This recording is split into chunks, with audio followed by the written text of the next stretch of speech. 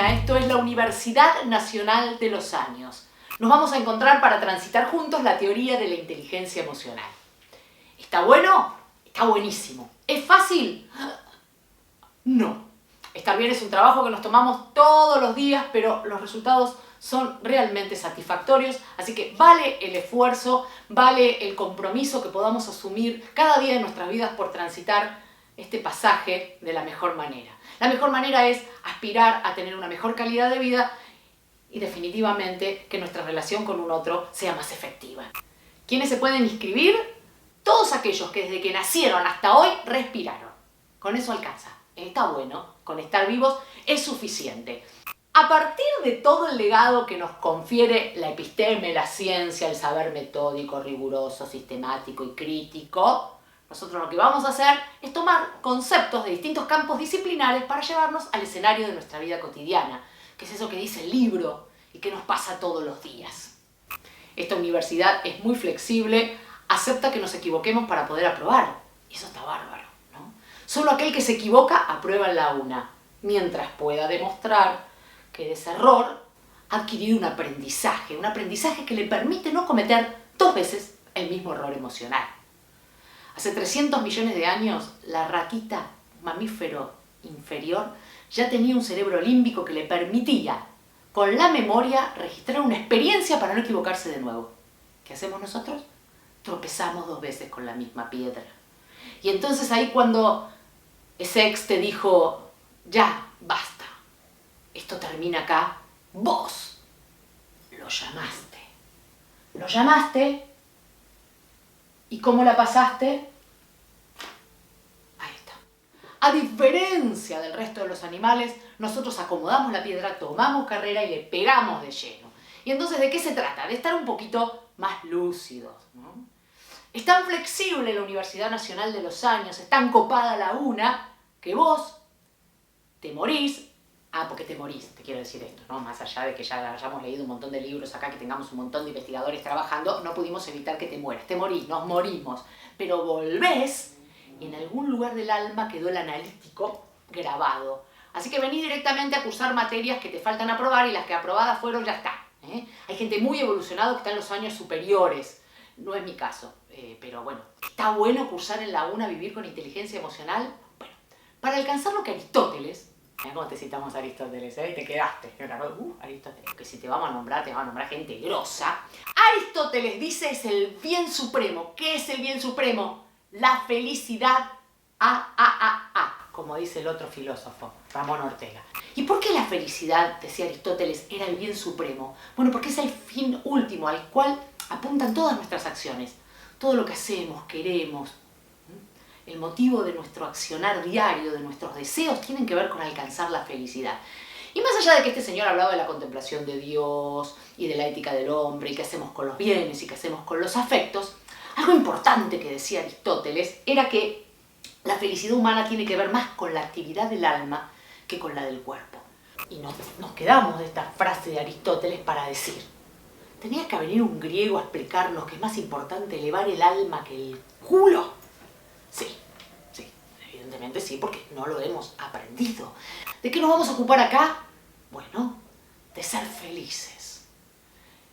¿Cómo se logra eso? Con mucho compromiso, con mucho laburo y poniendo mucha atención a partir de ahora a cada una de nuestras acciones, de nuestros pensamientos, de nuestros sentires. Sí, y todos nuestros académicos van a trabajar en un paper, en un artículo, partiendo de la hipótesis de que es importante ser feliz porque la gente feliz, y escúchate esto, no jode. Así que vamos a ser todos felices y así jodemos menos. De eso se trata. Están todos invitados, los espero. La felicidad, ja, ja, ja, ja, de sentir amor.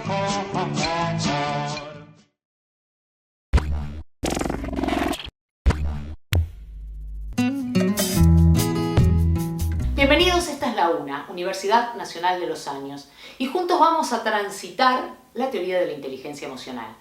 En este encuentro vamos a empezar definiendo qué es la inteligencia emocional. Es la capacidad de sentir, entender, controlar y modificar. ¿Qué cosa? ¿Qué cosa? Estados de ánimo, propios y ajenos. ¿Y es fácil? No. ¿Y está buenísimo? Sí. ¿Y por qué está buenísimo? Aunque sea complejo. Porque es un grato trabajo que nos tomamos todos los días. La felicidad no viene en comprimidos. Me da un bienestar plus. ¿A qué hora, doctor? No se compra por Mercado Libre. Es un trabajo que nos tomamos todos los días para poder tener una mejor calidad de vida. Y además hacer más agradable para el otro nuestro paso por esta tierra, ¿no? Que tenga ganas de compartir con cada uno de nosotros. Repasaremos algunos conceptos teóricos y algunos libros que nos han legado muchos autores e investigadores que nos permite armar una caja de herramientas.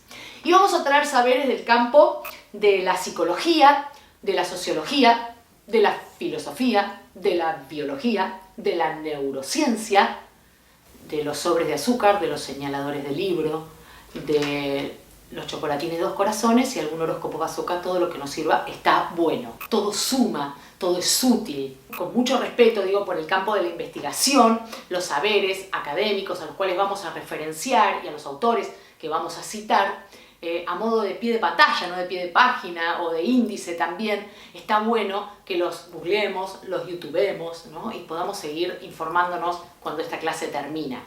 Pensar, sentir y actuar funcionan de manera recursiva.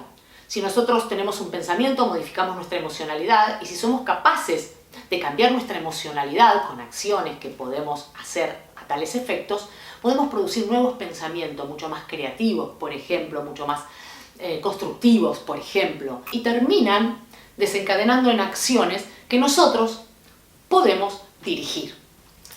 A veces nos sale y a veces no nos sale. Hay cuestiones que tienen que ver con la genética, la aportamos, la traemos. Hay otras que tienen que ver con el entorno, con nuestra crianza, con nuestros afectos primarios, por cómo vivimos nuestros primeros años de vida, cómo transitamos esa relación con nuestros padres, con nuestros hermanos, cómo después nos incorporamos a la sociedad. Todo eso quedó grabado y hace que hoy seamos seres únicos, irrepetibles, claro, desde ya, pero esa biografía la intervenimos de manera diferente cada uno de nosotros, aunque la caja de herramientas sea la misma. Así que cada logro alcanzado, por chiquito que sea, es inmenso, porque es de dónde estábamos a dónde pudimos llegar. Los vamos a celebrar. Lo digo yo, que voy como de a poquito, ¿no? Pero está bueno, de dónde estaba a dónde llegué, les digo, esto funciona, así que, bueno, vale el esfuerzo de probarlo. ¿En qué nos diferenciamos los humanos de los animales? En que tenemos la capacidad de pensar. Ahí está. Nosotros podemos intervenir nuestra historia nada más que interviniendo nuestros pensamientos. ¿En qué nos diferenciamos algunos humanos de otros más evolucionados? Bueno, que la mayoría de las veces pensamos mal y al pedo. Esto es una realidad, yo me hago cargo. Y entonces, ¿de qué viene esta teoría? De mantenerte todo el tiempo en estado de lucidez. Y acá te hago como el ideal para la cartera de la dama y el bolsillo del caballero. ¿Sabes en qué cambia nuestra vida cuando podemos vivir con inteligencia emocional? Bien, podemos mantener vivo el deseo de alcanzar un objetivo. Nos sentimos motivados, podemos controlar nuestros impulsos, podemos ser dueños de nuestra motivación. Son como valores suficientes como para decir, ¿sabes qué? Yo lo voy a intentar. Y es una grata tarea que nos espera todos los días y a cualquier edad. Está bárbaro. Básicamente es el secreto de la felicidad. Y se puede entrenar, ¿sabes? Y se puede optimizar.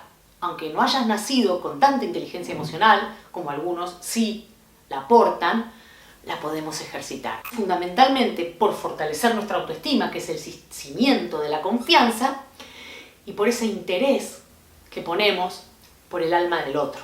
Y recién cuando nosotros podemos trabajar eso, podemos comprender a un otro.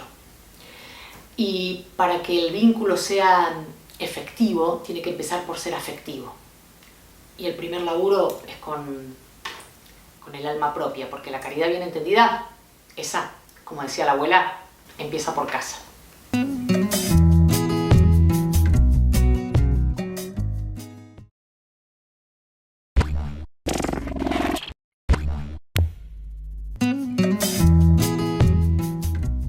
Bienvenidos una vez más a la UNA, esta es la Universidad Nacional de los Años y venimos transitando, continuaremos haciéndolo, la teoría de la inteligencia emocional. Y hablando de inteligencia, ¿por qué no definimos este concepto y empezamos a pensar esta cuestión de más o menos inteligente respecto a qué? Durante muchos años se señalaba a la gente como justamente más o menos capaz a partir de un test, resultado de un montón de ejercicios que tenían que ver con un pensamiento lógico o abstracto, ese pensamiento analítico, matemático, por ejemplo. Uno de los test más famosos era el de Alfred Binet, que si uno ahora lo busca por internet también lo encuentra. No se lo aconsejo, no lo hagan en sus casas porque es una cosa espantosa. Yo intenté, te juro, no pegaba una, error. Es un troyano, dije esto. Horrible. Me quedo con la inteligencia que supongo porto y ya está, ¿no? Pero vos fíjate que Alfred Binet lo hizo para poder determinar procesos de enseñanza particulares en algunos grupos de chicos. Sin embargo, eso se usó para señalar, vos sos inteligente y vos no. Contrariamente a ese coeficiente intelectual, ese CI, aparece el IE, que es el índice de inteligencia emocional y que es a lo que vamos a referir. Porque la capacidad de crear, la capacidad resolutiva o el grado de adaptabilidad que nosotros podemos tener en la vida nos viene acompañado de ese índice. Para eso es necesario la inteligencia emocional. Y ahí es donde decís, pero mira esta persona, ¿no? No era como un 10 absoluto en lo que era la calificación de ese espacio curricular. Sin embargo, se rearmó, alcanzó objetivos, después de muchas pruebas salió fortalecido. Y vos decís, ¿inteligente? ¿Inteligente qué? Inteligente emocional. Y la inteligencia emocional refiere a las competencias personales y a las habilidades comunicativas. Pero unas tienen que ver con el autoconocimiento, la autoestima y la motivación, y las otras con la capacidad de llegar al semejante. Y ahí aparece este famoso concepto que es la empatía y las habilidades sociales. Todas estas categorías las vamos a definir y explicar a lo largo de todos los encuentros. ¿Qué procuramos ser cuando nosotros alcanzamos esa inteligencia emocional? Queremos ser MacGyver de nuestra vida, queremos tener una caja de herramientas. El tipo sereno, sabía lo que tenía que hacer.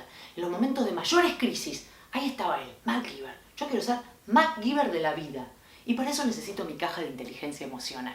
Hay una frase excepcional de Nietzsche, porque acá te venimos, te bajamos, gente que sabía, la tenía clara. ¿Qué decía este filósofo? Que no hay hechos, que hay interpretaciones. Y si bien Nietzsche quería saber a partir de esta frase dónde estaba la verdad, te pedimos perdón, la vamos a traer a esta metáfora de mitad de vaso lleno y mitad de vaso vacío. Perdón, Nietzsche, por la comparación. ¿Cómo está el vaso? Bueno, esa mirada que tenemos de cada situación que transitamos en la vida predispone nuestra emocionalidad y a partir de ahí se construyen pensamientos y le da sentido a todo lo que te pasa. Así que vamos a insistir nuevamente en que pensamientos y emociones funcionan de manera recursiva y que el humano, el único animal que puede pensar, tiene que estar lúcido a la hora de identificar y pensar su emocionalidad. Y en esto vamos a insistir. ¿Y entonces el vaso está lleno o el vaso está vacío? Esa mirada nos permite a nosotros construir sentido y a partir del sentido que le damos a las cosas, accionamos. Y el sentido tiene que ver con que nuestros pensamientos determinan emocionalidades.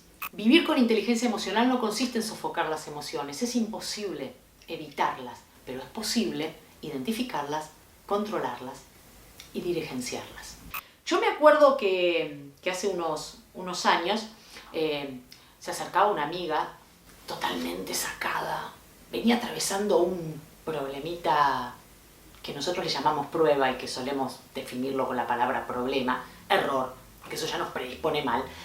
Yo la veía venir y digo, le tengo que hablar, le tengo que explicar todo esto que dice la teoría. Y ella me ataja y me dice, mira Cori, déjame de boludear con la mitad del vaso lleno y la mitad del vaso vacío porque hoy no veo el vaso. Y yo no me lo olvidé más eso. Hay días que de verdad no vemos el vaso, pero también es necesario, y eso lo vamos a aprender a partir de herramientas que vamos a seguir armando en esa caja, son momentos que tenemos que transitar. Pero solo un estado de lucidez nos permite, después de transitarlos, volver a tomar riendas de nuestra propia emocionalidad, ergo de nuestra propia vida. ¿Y por qué es importante esto de los pensamientos? Atender a nuestras emociones, ponerle razón a las emociones y empezar a focalizar en la mitad del vaso lleno. Porque con cuestiones que nos pasan, por ejemplo, como la bronca que nos causa con el paso del tiempo no ver bien de cerca, puta che. Y entonces vas al médico y te dice la palabra. Sí, que no lo diga, que no lo diga. y te manda presbicia. ¡Ah! Doctor, yo voy a empezar a ver mal de cerca. Sí, pero quédese tranquila. Hay una mitad del vaso que está lleno. ¿Cuál? Usted va a ver a los boludos venir de lejos. Gracias, doctor. Gracias.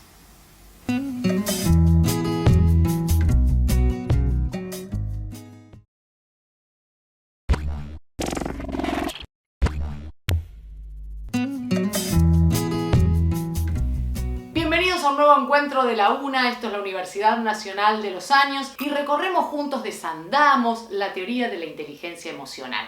Y lo que vamos a ver hoy son los antecedentes científicos, aquellos autores cuyos aportes han sustentado, en modo de cimientos, lo que se construye por sobre esos saberes, y es la teoría.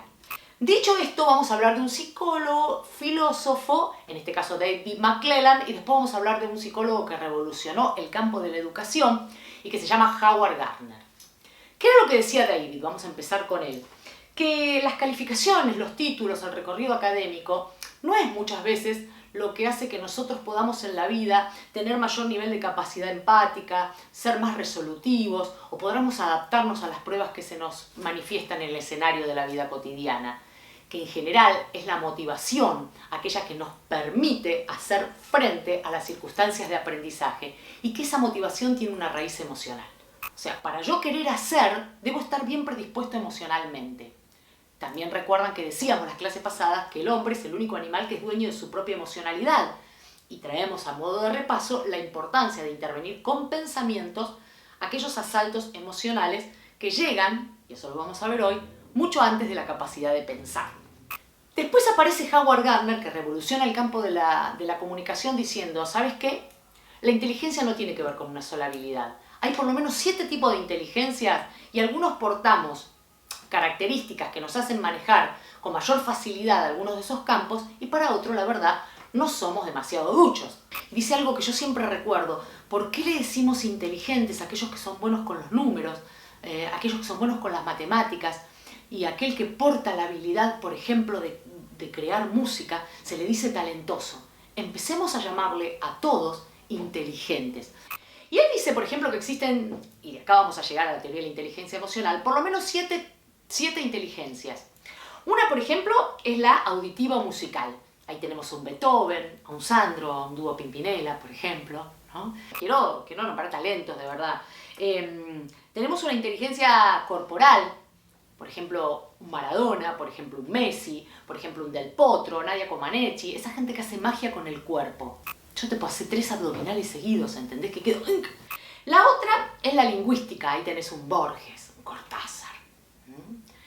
La otra es la matemática, ahí tenés un Einstein. La inteligencia informática que portan hoy los chicos, ya nacen con un chip. Vos le das un microondas, un celular, un televisor, una computadora, entran al menú y te manejan todo. Después está la inteligencia naturalista, ahí tenemos un Darwin que mira la naturaleza y el tipo te escribe la evolución de las especies. O Mendel, que mezclando arvejas saca el código genético. Explícame que no puedo hacer un revuelto y el tipo cruza habas y te explica el código genético. Pero entonces vos decís, ¡ay, este tipo nació para eso! Él tenía esa inteligencia, la naturalista. ¿Y dónde llega la teoría de la inteligencia emocional sacando todos estos tipos de inteligencias diferentes? De la suma de 2 que todavía no mencioné. Una es la intrapersonal, te permite conocerte, detectar fortalezas, debilidades, intervenir tus emociones, tener autocontrol, ser dueño de tu propia emocionalidad, ergo de tu vida. El que es dueño de su propia emocionalidad es dueño de su vida casi. Y la otra, la inteligencia que te permite llegar a un otro, que es la interpersonal, ¿sí? Esa que portan los vendedores, esa que portan los políticos, aquella persona que es capaz de convencer, de lograr consenso. Los primeros que definen el término inteligencia emocional son 2 señores llamados Salovey y Mayer, también investigadores, son como el Batman y Robin de la inteligencia emocional. Y después aparece Daniel Goleman, que seguramente es el libro que a muchos de ustedes les suena, explota el libro Inteligencia Emocional, lo hace bestseller en poco tiempo y empieza a tener como un acceso mucho más masivo. ¿Por qué es importante la inteligencia emocional? Porque si uno es dueño de su propia emocionalidad, puede tener creatividad, puede tener capacidad resolutiva y puede lograr la adaptabilidad. ¿Con qué tiene que ver esto? Con entender, y acá aparece el último aporte del último científico que sustenta la teoría, se llama Joseph Ledoux, es un neurólogo, y lo que nos explica es, ¿sabes qué? La emoción no la podés evitar, precede al pensamiento.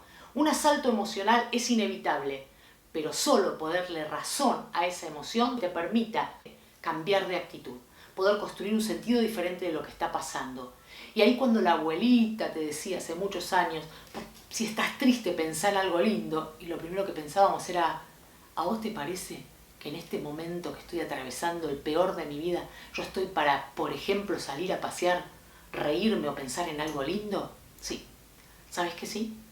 ¿Sabes que la abuela tenía razón y hoy la neurociencia lo ha medido? Un pensamiento es capaz de producir una emoción diferente. Y una emoción diferente, en este caso, positiva, es la que te confiere la capacidad de pensar con claridad, de ser creativo y de poder abordar las circunstancias que estás atravesando de una manera mucho más constructiva.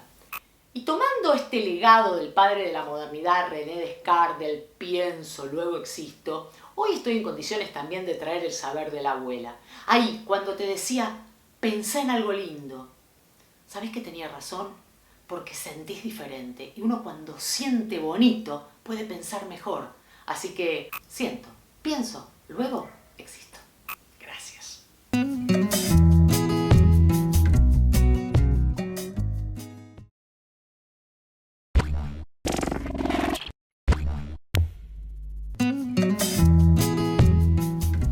Bienvenidos a La Una, esto es la Universidad Nacional de los Años. Estamos recorriendo la teoría de la inteligencia emocional. Y vamos a definir hoy la palabra emoción, por qué y para qué la sentimos. Origen etimológico. Me gusta el origen etimológico porque podés poner cara, ¿viste? Del latín emotio. Está bueno, queda lindo. ¿Qué es eso? Es una conmoción intensa, pero pasajera del ánimo que, viniendo acompañada de algo agradable o algo indeseado, produce una conmoción orgánica. Un registro en el organismo. Es causada por ideas, eureka, recuerdos agradables, no tan agradables, o estímulos del exterior. ¿Qué es eso? Pará. Me asustaste. Las emociones tienen una raíz fisiopsicológica. ¿Qué quiere decir esto? Un registro en el organismo, algo que nos pasa, sentimos y deja huellas, otras tanto en la psiquis y algunas en el espíritu también. Es otra bibliografía, pero son parte de nuestra historia. Nos ayudan a relacionarnos con un otro, a entender la naturaleza y a poder formar parte de nuestra cultura. Es muy importante estar atentos a cada una de ellas y a cada uno de los componentes que las definen. Un componente fisiológico, un componente expresivo, uno cognitivo y otro conductual. Yo reconozco la emocionalidad, a la vez esa emocionalidad me provoca algunos cambios en mi organismo y hace que se reproduzcan expresiones faciales y entonces el reconocernos nos organiza mejor como especie. Si te reís estás contento, si te veo venir con cara de enojado, yo sé que hay algo que puede pasar y que pone en riesgo mi integridad. Estos elementos se combinan y todos y cada uno en particular, si bien tiene su función, hace que nosotros podamos entender íntegramente la emocionalidad propia y la del prójimo. Las emociones tienen buenas razones y es por eso que forman parte de nuestra vida. Por ejemplo, el miedo me produce ansiedad y yo tiendo a protegerme. La sorpresa, un sobresalto para que yo esté atento a que algo puede pasar. Eso puede ser peligroso o no, pero a mí me pone en situación de atención. La ira, cuando estoy muy enojado, induce a la destrucción. La alegría, a la repetición del suceso. Y la tristeza me mantiene un poco más dentro de lo que sería la introspección para que yo pueda rearmarme a partir de una pérdida o de un gran dolor. Y acá es donde yo te digo, atendamos cada una de las emociones, porque cuando no prestamos atención a la tristeza, por ejemplo, te viene en depresión, en melancolía o en pesimismo. El miedo en angustia, desesperanza, desesperación.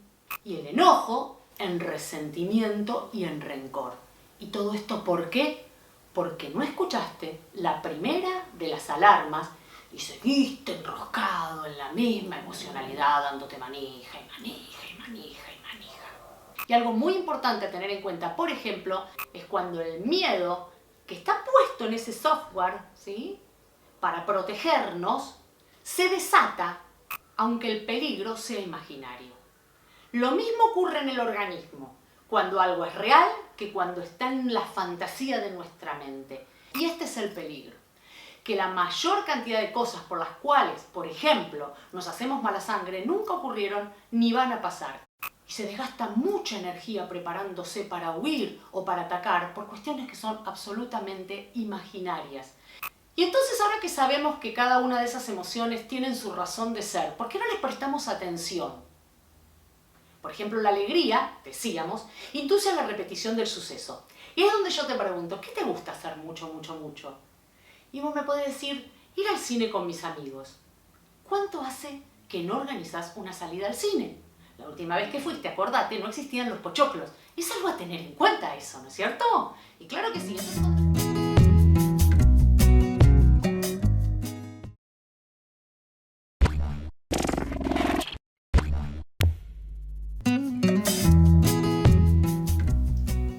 Bienvenidos una vez más a la UNA, esto es la Universidad Nacional de los Años. Seguimos transitando la teoría de la inteligencia emocional.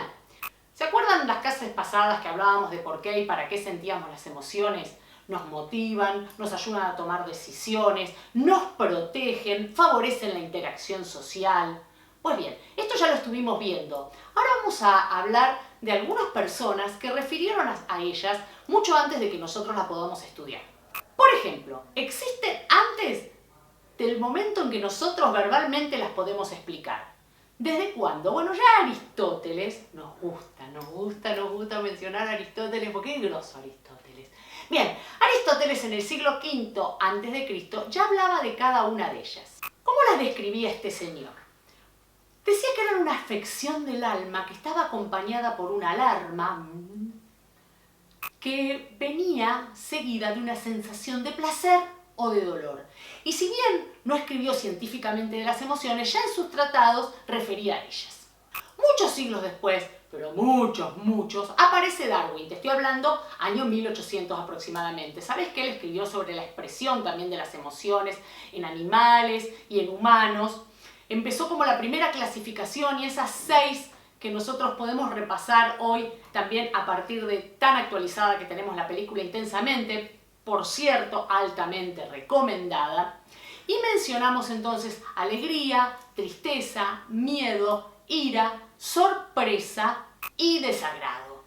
Y en esta primera clasificación entonces que se hacen de las emociones, si son 5, si son 6, si la sorpresa aparece después, bueno, más o menos eran estas las que definía. Lo que dice él es que si bien tienen una importancia superlativa en lo que refiere a la supervivencia de la especie, también le confería 2 caracteres más. El carácter funcional y el carácter organizativo. En cuanto a lo funcional, lo que tiene que ver con la supervivencia, esto que nos protegen. Y en lo organizativo, que pueden favorecer la organización de la misma especie o de la especie humana con otras, como por ejemplo también cuando vemos al perro mover la cola y sabemos que no corremos peligro, o cuando lo vemos mostrar los dientes y ya decimos, algo está pasando. Años después aparece un señor que todavía está investigando y que se llama Paul Ekman.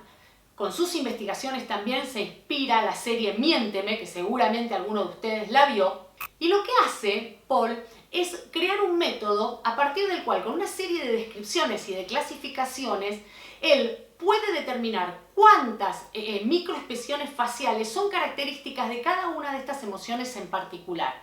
Y si bien decía que esto era inherente a la cultura, se da cuenta después de investigar muchos años, hasta estuvo viviendo en Nueva Guinea, él recorre distintos países y distintas etnias para darse cuenta que tenía razón Darwin cuando decía que era inherente a la naturaleza humana, ese rasgo y esa expresión propia de cada una de estas emociones. Bien, ese método se emplea hoy para servicios de inteligencia, se usa en juicios para determinar por expresiones faciales si la persona está mintiendo o no, la usan los dibujantes para poder reproducir cada una de ellas y también en las escuelas de teatro para poder ser genuino a la hora de expresar una emocionalidad y que eso sea creíble. porque como explicaba y decíamos recién, Darwin organiza la especie. Yo me doy cuenta si esa sonrisa o esa cara de enojo es ficticia o es real. Y entonces hoy pudimos aprender un poquito a partir de los aportes de Aristóteles, de Darwin o de Paul Ekman, y voy a agregar uno más del francés Tougenet, que hablaba de dos rasgos característicos de la sonrisa.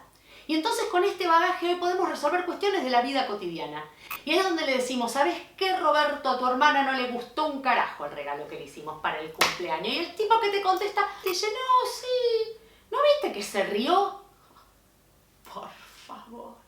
¿Vos te concentraste en el músculo cigomático mayor? Así, Roberto. Y en el músculo orbicular, fingido, todo contracturado. Hizo así. Está lindo. Y vos te lo creíste.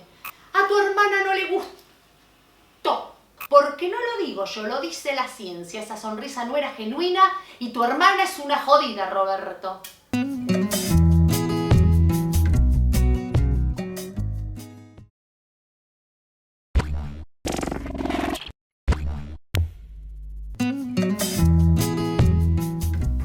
Hola, bienvenidos una vez más a la Universidad Nacional de los Años. Esto es Vivir con Inteligencia Emocional.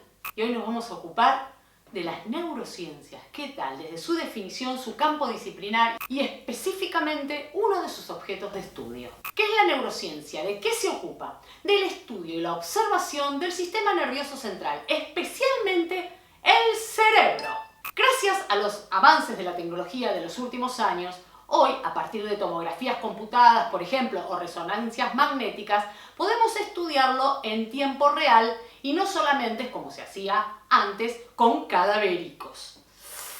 El cerebro regula diferentes funciones vitales del organismo y lo que hace la neurociencia es tratar de comprenderlas. Quiero contarles algo. Nuestro cerebro es 3 en 1. ¿Qué tal? Lindo combo, ¿no? Cada uno de ellos con diferentes funciones.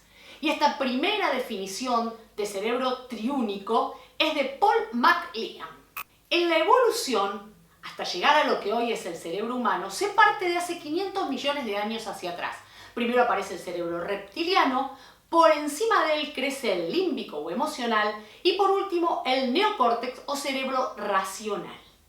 El cerebro reptil se encarga de las funciones que tienen que ver con la supervivencia, deseo sexual, a partir de él la reproducción, hambre, sed, no tiene pasado ni futuro, es el momento. Y ahí cuando a la lagartija le pones un señuelo con una carnada, la tipa muerde. Y a los 2 minutos le volvés a poner el señuelo con la carnada y vuelve a morder, porque no tiene un registro de que eso la puede lastimar o que con eso puede morir. Y eso es lo que nos pasa a nosotros cuando te cruza un choripán. Vamos a él, sin importar cuáles son las consecuencias.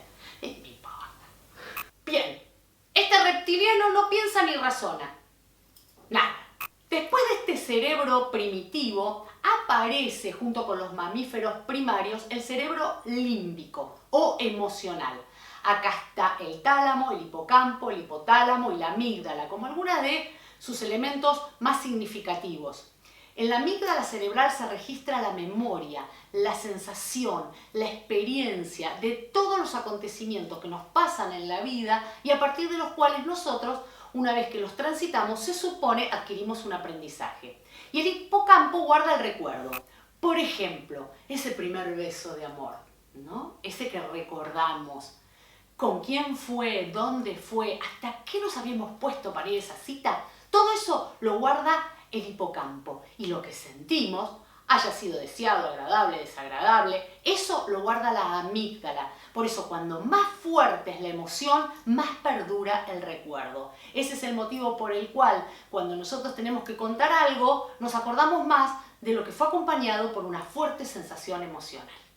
¿Y qué se supone que nosotros hacemos con ese cerebro límbico? Pues bien, resguardar en la memoria aquellas experiencias que me mantienen alerta para no cometer 2 veces el mismo error emocional. Y entonces vaya a saber por qué nos cuesta tanto esto de entender que somos los animales superiores. Pues bien, eso dice la naturaleza y nos otorga un tercer cerebro que es el neocórtex. ¿De qué viene entonces este tercer cerebro? Es el racional, es el que nos permite pensar. Muchas veces, ¿para qué? Bueno, ese es otro tema. Pero pensamos. Y a partir de ese cerebro racional Ahora no solo tenemos la capacidad de sentir, sino además de poder realizar razonamientos abstractos. Y no solamente eso, podemos planificar. Después del neocórtex crecen los lóbulos parafrontales o prefrontales, que son el cerebro planificador. Los humanos entonces podemos, a partir de estos tres cerebros, no solamente responder de manera instintiva, sino que además sentir y que además intervenir esos sentimientos a partir de una capacidad de pensar. Pensar y sentir trabajan juntos. Tenemos más de 100 millones de neuronas y 6 capas neuronales que se enciman a partir de y superponen a partir de esta relación que se establece entre el cerebro emocional y el cerebro racional o neocórtex. ¿Cómo? A partir de la sinapsis. ¿Qué es la sinapsis? Son estas conexiones entre neuronas que se juntan y ejercen un poder parecido al de los gemelos fantásticos. ¿Se acuerdan? Y entonces, si sentir y pensar están relacionados, dice Henry Ford, tan poderoso es que vos creas que podés hacerlo como que no. Y entonces aparece esta cuestión de sentir miedo por hacer algo. Lo que decíamos está del otro lado del miedo. Creer que podemos cruzarlo tiene que ver con el neocórtex y construir la balsa para poder transitarlo con nuestro cerebro planificador. Así que sentir, creer y planificar. Los tres cerebros en uno ejercen un gran poder.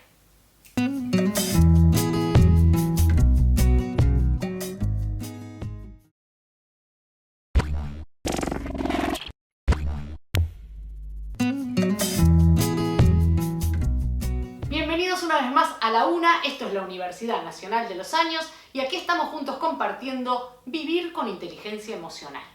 Vamos a hablar hoy de un investigador llamado Joseph Ledoux. Es un señor al cual yo admiro profundamente y ha hecho grandes descubrimientos que han significado importantes aportes en el campo de la neurología y obviamente también de la psicología, de la comunicación y de todas las ciencias que también se nutren de los avances del campo de las neurociencias. Este señor estudia principalmente la relación que existe entre las emociones y los procesos de pensamiento.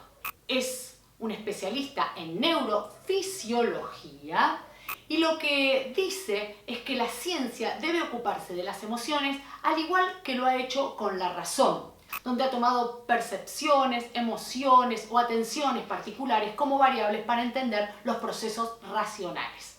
Y también dice que el estudio es mucho más difícil porque las emociones en algún aspecto son más abstractas. Y él explica su teoría a partir de una secuencia que dibuja y que establece con el orden estímulo, amígdala, respuesta. A partir de un estímulo del exterior, entonces, reaccionamos desde esa amígdala cerebral que hablábamos en el encuentro pasado y operamos en consecuencia. Y que es mucho más fácil para la emoción poder afectar un pensamiento que para un pensamiento influenciar a una emocionalidad. O sea, no alcanza con que yo me diga, tenés que calmarte. Es como que mi emoción no va a acatar tanto como si yo logro aplacar mi emoción e influenciar en mi manera de pensar. Las emociones, dice, son más fuertes que la razón. Y otra de las cosas que sostiene es que la emoción precede a la capacidad de pensar. Y es un descubrimiento que hace él y que le llaman el teléfono rojo. Es una línea directa entre lo que me está pasando y la amígdala cerebral. Es como que se activa el botón, tal cual lo podemos ver en esa secuencia de dibujito animado. Aún en nuestro mundo moderno, este instinto primitivo puede todavía salvarnos el pellejo. En el momento en que se percibe el peligro, el instinto del miedo recibe el mensaje e inmediatamente oprime el botón del pánico. Como un relámpago se movilizan todas las reservas del organismo. Bien, sentimos que estamos en peligro. El estímulo es de miedo. Reaccionamos para salvar nuestra vida principalmente, pero lo que queda claro es que sentimos antes de poder pensar en lo que nos está pasando. Ledoux también hace un dibujo para mostrar las conexiones entre amígdala y neocórtex, entre cerebro emocional y cerebro racional. Y dice que nos imaginemos flechas que van de un lado al otro de los dos cerebros. Serían 3 flechas las que van desde el neocórtex al cerebro emocional. Pero contra eso Hay 9 flechas que van desde el cerebro emocional al racional. ¿Qué quiere decir eso? Que es mucha más la información que lleva este hacia allá que este hacia acá. La emoción es más fuerte. También dice Ledoux que son muy importantes las relaciones que nosotros conformamos con nuestros primeros afectos en los primeros años de vida. Así que estamos emocionalmente condicionados por algunas experiencias que tienen que ver con nuestra primera niñez. Y de adultos hacemos lo que podemos con lo que tenemos.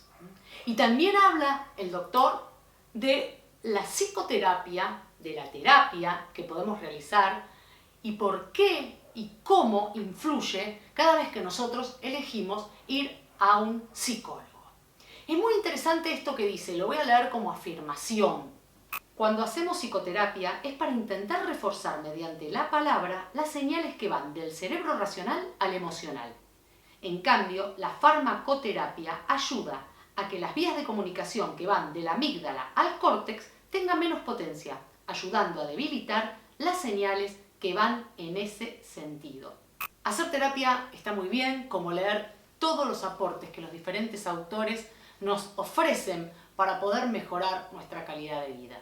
Es eso o tomar la pastillita de la felicidad cuando no podemos encontrar con lucidez motivos para ser felices.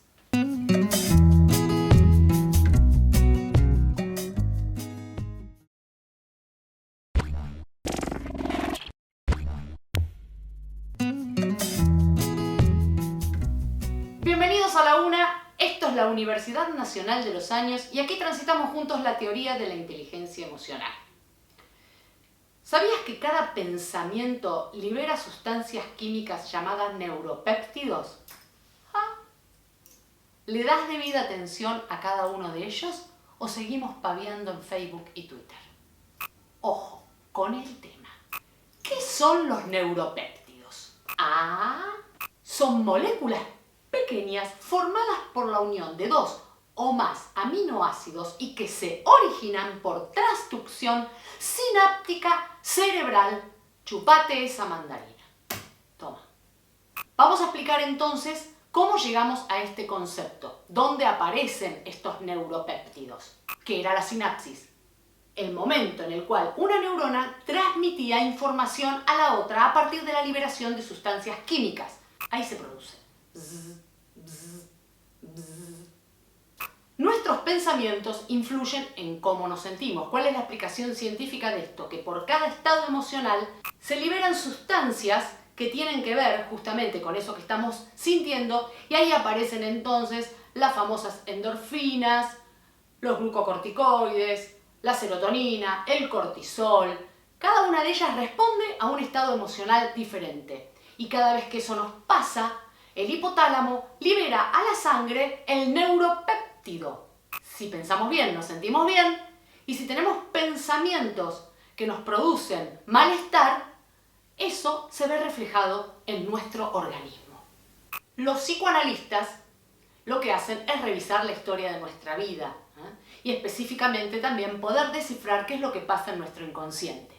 Los psicólogos cognitivos conductuales sostienen que si cambiás la manera de pensar, podés modificar lo que sentís. Y se basan en 2 principios, que nuestros pensamientos determinan nuestra emocionalidad y 2, que si un nuevo pensamiento se repite con frecuencia, produce nuevas conexiones neuronales y novedosas creencias. O sea, pensamos muchas veces algo diferente y empezamos a sentir que las cosas son distintas. Y entonces es de personas emocionalmente inteligentes empezar a pensar qué cosas estamos creyendo y cuáles otras podemos modificar para empezar a construir creencias positivas. Y otro aporte no menos importante que traemos en este encuentro es el haber aprendido la palabra neuropéptidos para jugar al ahorcado. No jodamos.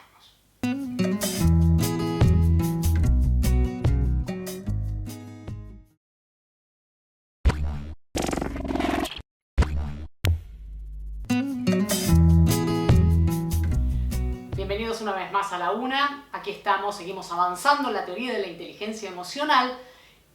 Y obviamente, a partir de que avanzamos y podemos entender cómo funcionamos, ya vamos planificando algunos ejercicios que vamos a hacer para poder empezar a cambiar hábitos y creencias.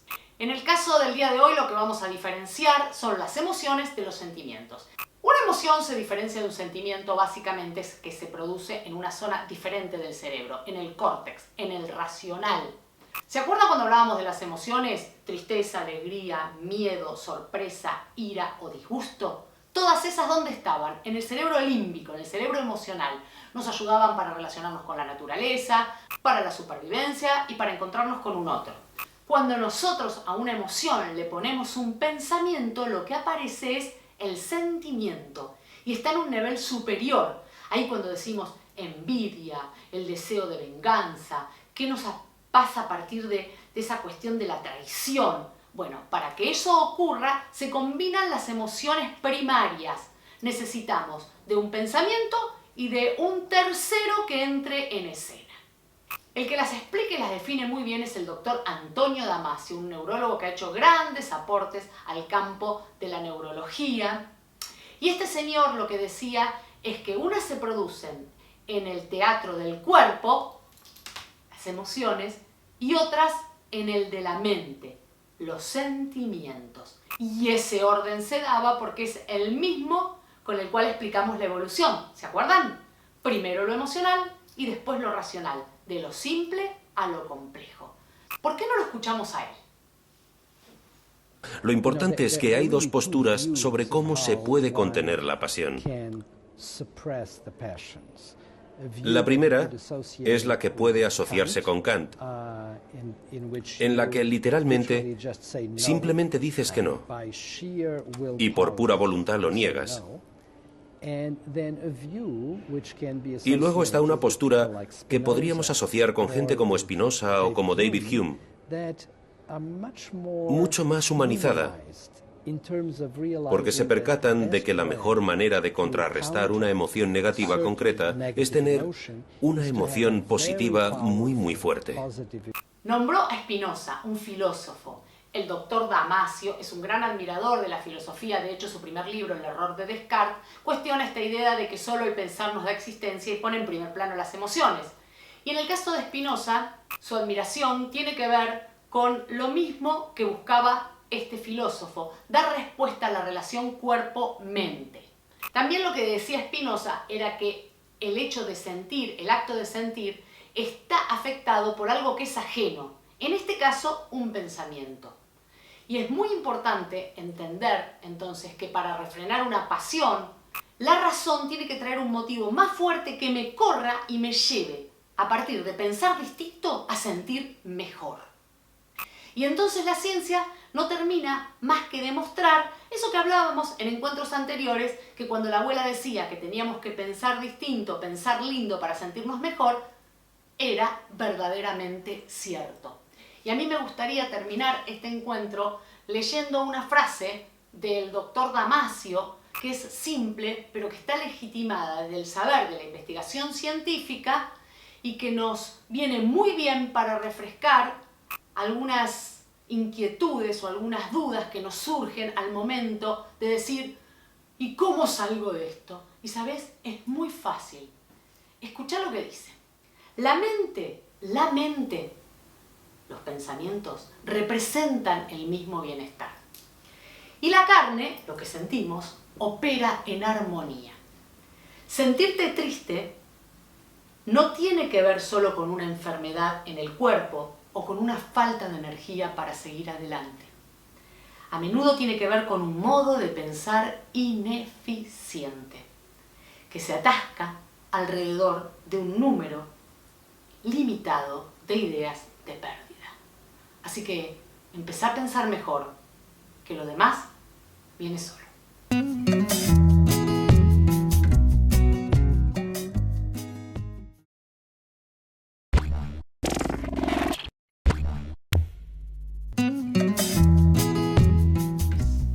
Bienvenidos una vez más, aquí estamos en La Una, seguimos tratando de comprender algunos conceptos teóricos para poder llevarlos al campo de nuestra vida cotidiana a partir de algunos ejercicios que iremos presentando en sucesivos encuentros. Y hoy vamos a hablar del estrés. ¿Qué es el estrés? ¿Un amigo o un enemigo?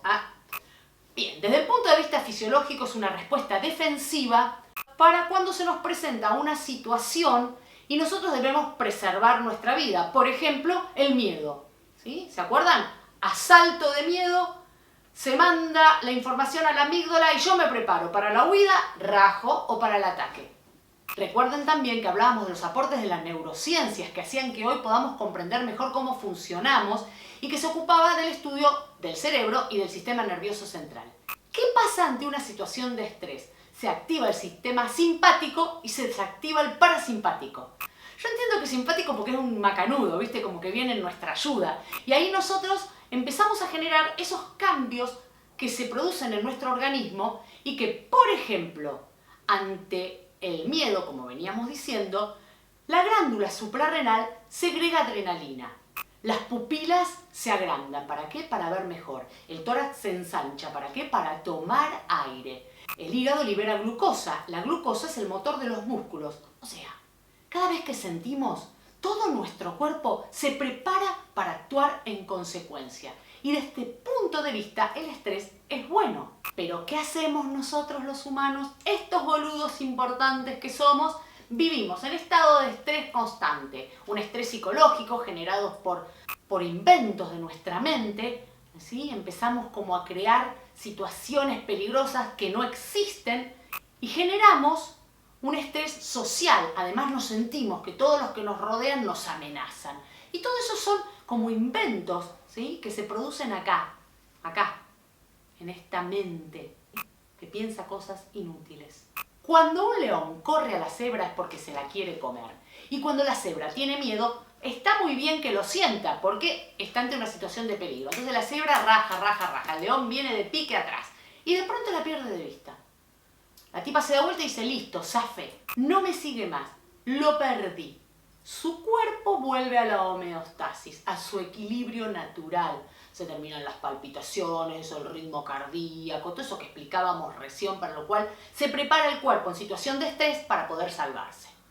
Y nosotros, en cambio, seguimos dale todo el día con los miedos inexistentes y el estado de estrés constante.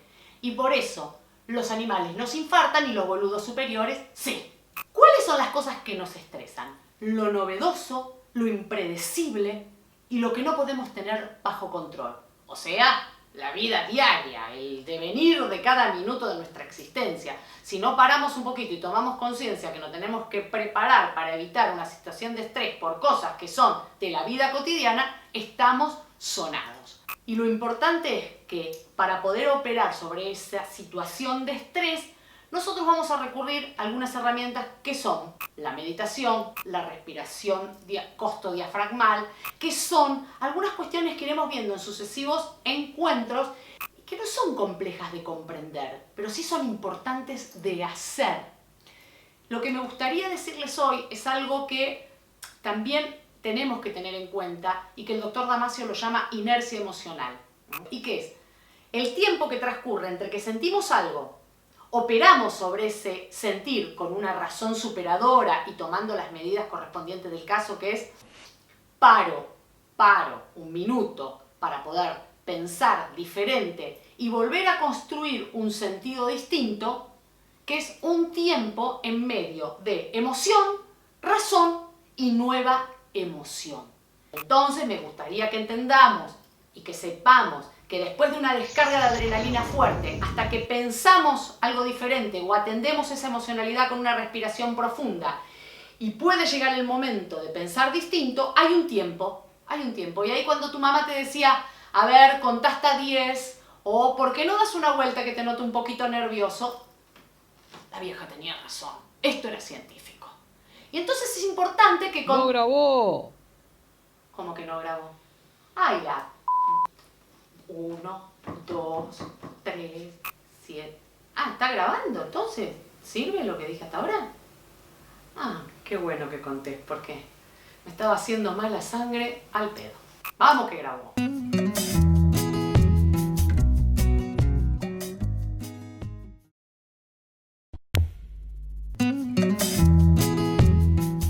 Me quiero mucho, poquito, nada. Me quiero mucho, poquito, nada. me quiero. Solemos hablar muy seguido de la autoestima, pero ¿qué es? ¿Qué la determina y cómo se construye?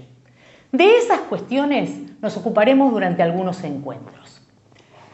Generalmente la definimos como amor propio y no estaría mal, pero lo más importante no es saber explicarla, sino alcanzarla. Y eso nos compromete en cuerpo y alma.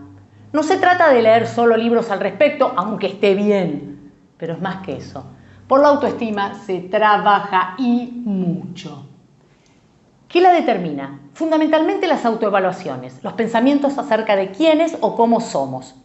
De esa construcción, eso que creemos de nosotros, va a depender nuestro accionar y la manera en la que nos relacionamos con otros.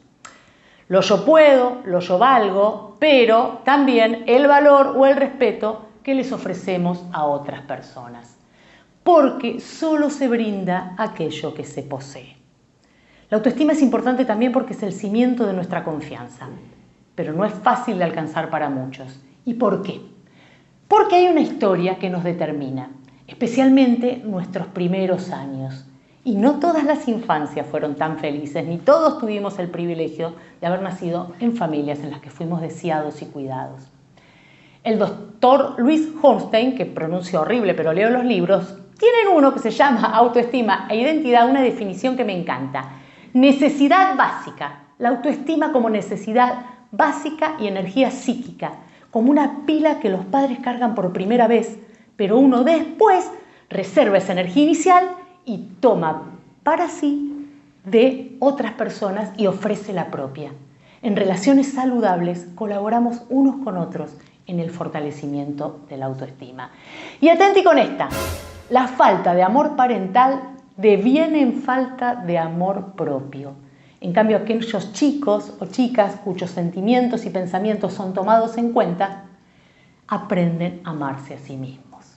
¿Vieron qué fácil es de entender, pero qué complejo cuando lo traspasamos a las relaciones?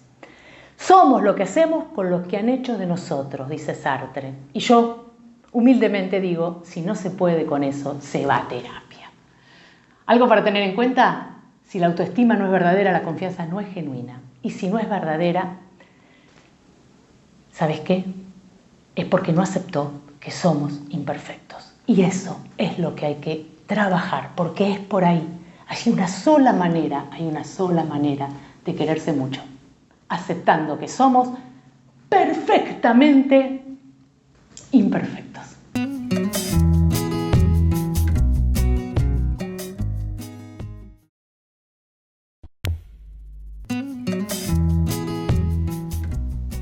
¿Cuál es la primera representación gráfica que viene a sus mentes si les digo autoestima? ¿Observaron que suelen ilustrar con dibujos de hombres o mujeres mirándose al espejo y donde éste les devuelve una imagen de ellos mismos, pero transformados, y la mayoría de las veces según modelos estéticos de la cultura light, o muy frecuentemente también con el reflejo de alguien fuerte? Pues bien, ninguna de las dos ideas son las que deberíamos internalizar. De hecho, algo vimos cuando hablamos de amor propio identificado con la idea de perfectamente imperfectos. Hoy vamos a agregar genuinos y vulnerables, porque allí está nuestra verdadera fortaleza, en la autenticidad y en la valentía de aceptarnos falibles. Si no estamos lúcidos y alertas frente a los mandatos que se nos imponen, se hace más difícil alcanzar la autoestima. ¿Viste? La cultura de la escasez, dice Brené Brown. Nunca estás lo suficientemente y ponele lo que quieras, ya sea en el aspecto físico o también lo que se espera de nosotros respecto a los roles o posiciones sociales que, ¿sabes qué? Hacelo vos. Y entonces volvemos a concentrarnos en la autoestima, porque es importante trabajarla. Y repito de nuevo, trabajarla, porque se construye. Es importante porque, lo vuelvo a poner en palabra de Louis Hornstein, una autoestima consolida la confianza y nos da curso y alas. Escuchá esa metáfora, alas, a lo que se piensa, a no ser influenciado por el juicio de los otros. Alas para alcanzar lo que se desea, para acceder a la posibilidad de superar eso que solemos llamar dificultades, pero que deberíamos empezar a definir como pruebas, fundamentalmente porque es mejor pensar en que las experiencias nos invitan a aprender y no a sufrir. Me agrada esta idea, considerar la autoestima como necesidad básica, maravilloso, y atenti con esto, reconocer que actúa como sistema inmunológico del psiquismo, sanidad psíquica, eso es autoestima, y que nos proporciona el don de la resiliencia, única manera de salir fortalecidos de las pruebas. De ella depende nuestra entereza, nuestra capacidad de recuperación, nuestro estado de ánimo y la calidad de vida. Para lograr ese amor propio no alcanza con repetirse yo valgo, yo puedo, yo me lo merezco. Está muy bien, pero es más que eso. Tiene que ser sentido. ¿Y cómo se logra? Haciendo, dando primeros pasos hacia aquello que se desea alcanzar o transformar. Y lo más importante, y escuchen esto, el solo intentarlo ya fortalece nuestra autoestima, salga o no como lo deseábamos. El secreto para ir seguro, dar pasos pequeñitos, despacito. No vaya a ser que cuando llegue lo deseado nos encuentre con las alas rotas.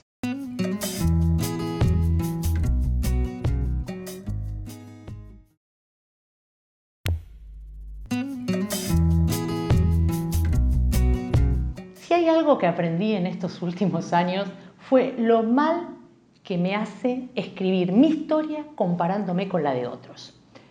Entendí la diferencia entre admirar a alguien y transformarlo en fuente de inspiración o sufrir por sentir que me faltaba un montón para alcanzarlo. La comparación aniquila la autoestima.